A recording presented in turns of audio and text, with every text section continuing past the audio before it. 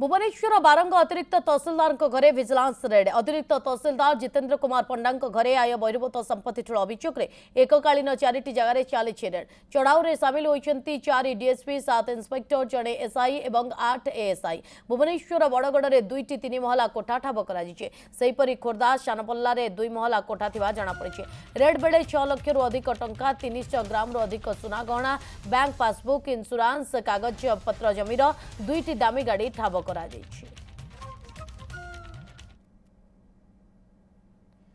मनोज चुआई ए प्रसंग अधिक सूचना पाई आम सहित बारंगुरु लाइव रे जुड़े जाइछन्ती। मनोज वर्तमान अपडेट कौन आसुची प्रसंग रे? विजिलेंस टीम रो वर्तमान चढ़ू तहसीलदार से रूम रो चाबी रखी से कार्य सारी आसी ऑफिस रे पहुंचीबा 10टा पर जो जितेंद्र पंडा जो रूम रे तांका ऑफिस जोटा से ऑफिस रे प्रथमे तदंत आरंभ होइतिला। सेठी विभिन्न स्थान रे से तदंत करिबा पर वर्तमान जो हमर स्टोर रूम अछि मुख्य ऑफिस से जगह रे वर्तमान विभिन्न कागज पत्र जांच करा जाउची। तो आमे चेष्टा करिबा तांका संगे प्रतिक्रिया नबा चेष्टा करिबा। सर कोन वर्तमान कोन देखिलेनी कोन खोजा चलछि समय लगे सर आप निज ऑफिस रे करथले वर्तमान रेकॉर्ड रूम जो अछि सेठी आसी तदंत करथले कोन हम देखु खोजु किछि तथ्य मिलुछि हम खोजु वर्तमान नलिनी आप देखि पारथुबे वर्तमान जो ऑफिस थिला अतिरिक्त तहसीलदार जो ऑफिस थिला से ऑफिस पर एबे जो हमर जो मुख्य जो स्टोर रूम जगह वर्तमान तदंत बारंग तहसील आ पूर्व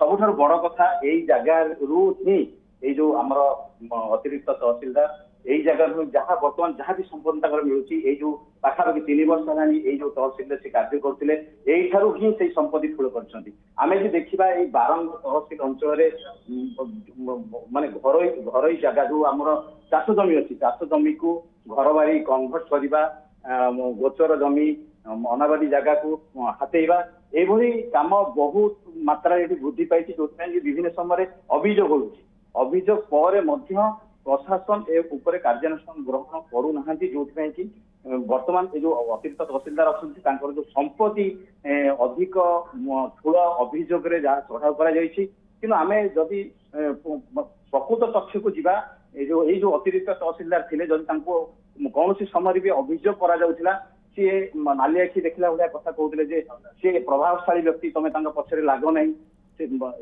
प्रतिक्रिया भी दौले सहित बिल्कुल मनोज अभियोग आसवा पूर्व जदि कार्यानुष्ठान ग्रहण करा हुए तो स्थिति आसी न केउंठी ना केउंठी छत्रछाया जोगाई दि जाउथला जहाँ फल से एभली अमाप संपत्ति पुणी आय बहिर्भूत संपत्ति ठाब कर।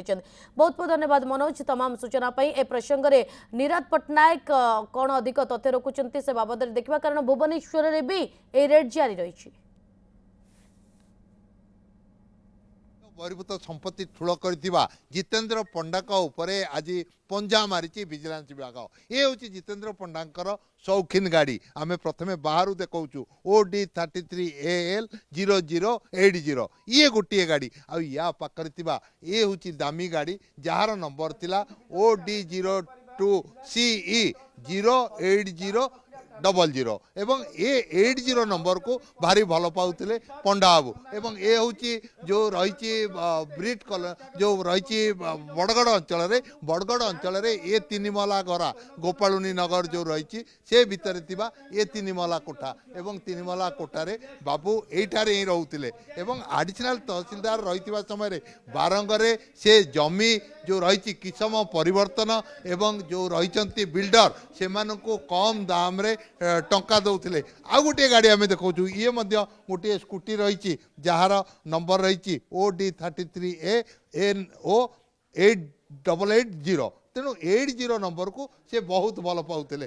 एवं आम टे भीतर को जीवा ये जो घर चाकचक्य रही ता सहित तांकर जो आय बहिर्भूत संपत्तिर जो तालिका रही ताकू रखा जाइछि एवं घर भितर किभली भाव जो पूरा टंका सुना एवं अलंकार ए सब जिनस को वर्तमान ठाब करा जाइछि विजिलेंस विभाग ଠାବ କରିଛି ଏବଂ ଯେ ବାବୁଙ୍କର ଯେଉଁ ଘର ରହିଛି ସେ ଘରର ଯଦି ଚାକଚକ୍ୟ ଦେଖିବା ସବୁ ଶାଗୁଆନ କାଠରେ ନିର୍ମିତ ଘର ଏବଂ ଖୋର୍ଦ୍ଧାରେ ଥିବା 2 ମହଲା କୋଠା ଏବଂ ବ୍ରିଟ୍ କଲୋନୀରେ ଥିବା ଗୋଟିଏ ଘର ଯାହାକୁ ସେ ଭଡ଼ା ଆକାରରେ ଦେଇଛନ୍ତି। ତେଣୁ ଏତେ ଟଙ୍କା ସମ୍ପତ୍ତିର ମାଲିକ ସେ କେତେ ଦିନ ଭିତରେ ହେଲେ? କେବଳ ସେ ଏକଲା ଅଛନ୍ତି ନା ତାଙ୍କର ଉପରିସ୍ଥ ଅଧିକାରୀ ଅଧନସ୍ଥ ଅଧିକାରୀ ସେମାନେ ବି ଏଥିରେ ସାମିଲ ଅଛନ୍ତି? ସେମାନଙ୍କ ଉପରେ ବି ନଜର ଯିବା ଦରକାର। ଇଏ କାହାକୁ କାହାଠାରୁ ଟଙ୍କା ଆଣୁଥିଲେ, କାହାକୁ କାହାକୁ ଟଙ୍କା ଦେଉଥିଲେ ଏବଂ ଏତେ ଟଙ୍କା ସେ ଘରେ କାହିଁକି ଗଚ୍ଛିତ ରଖିଥିଲେ? 6 ଲକ୍ଷରୁ ଉର୍ଦ୍ଧ୍ୱ ଟଙ୍କାର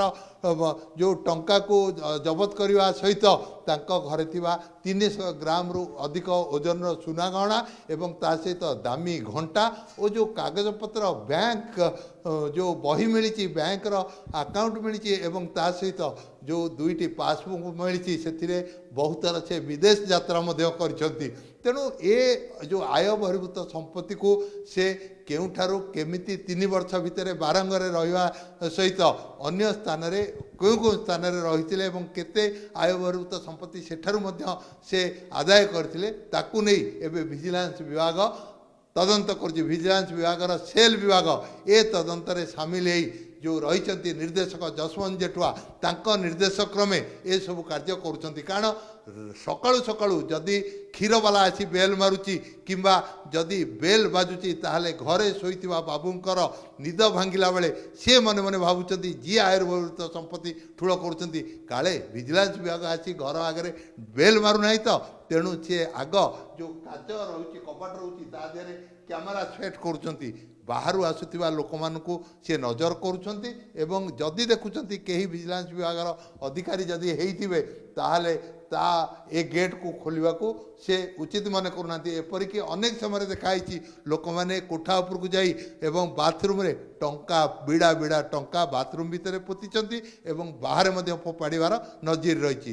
ଏବେ ବାବୁଙ୍କୁ ଧରା ପଡ଼ିବା ପରେ ଯେତେବେଳେ ଏତେ ଆୟ ବହିର୍ଭୂତ ସମ୍ପତ୍ତିର ମାଲିକ ସେ ହେଇଛନ୍ତି ମିଳିଲାଣି, ଭିଜିଲାନ୍ସ ହାତରେ ଲାଗିଲାଣି, ସେ ଗିରଫ ହେବାଟା ଥୟ। ଆଗକୁ କ'ଣ ରହୁଛି ତାହା ସମୟ କହିବ। ଭୁବନେଶ୍ୱରରୁ କ୍ୟାମେରା ପର୍ସନ ପ୍ରଭାସଙ୍କ ସହ ନିରଜ ପଟ୍ଟନାୟକ, ନ୍ୟୁଜ୍ 7।